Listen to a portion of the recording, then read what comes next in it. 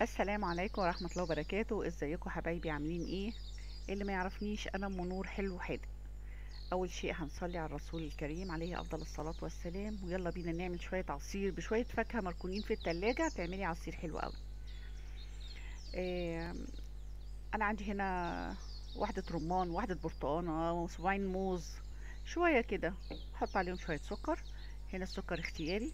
دي الزبداية من اللي انا كنت عاملاهم معاكم. ده شوية لبن بقري. وانتوا عارفين انا بحب اللبن البقري علشان بيبقى فيه كالسيوم اكتر من الجاموسي وخفيف. بضرب الفاكهة دي كلها مع بعضها في الخلاط. بعد كده بصفيها علشان بذر الرمان وبذر الجوافة. اصفيها. بس الحتة دي للأسف اتقصت. بس خلصنا العصير. هنا بزوده شوية لبن علشان كان تقيل شوية. تعملي عصير في البيت مع قطعتين السينابون دول، انا لسه عامله الفيديو بتاعه منزلاه. هيعجبكم قوي.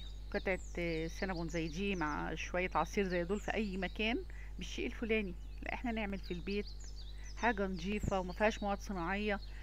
صدقيني لو جربتي السينابون ده هيعجبك قوي قوي. وربنا يحسن ما بين ايديكم. انا نور هنا بقول له دوق بقى وقول لي ايه رأيك. واستنوني في كل جديد. باي باي.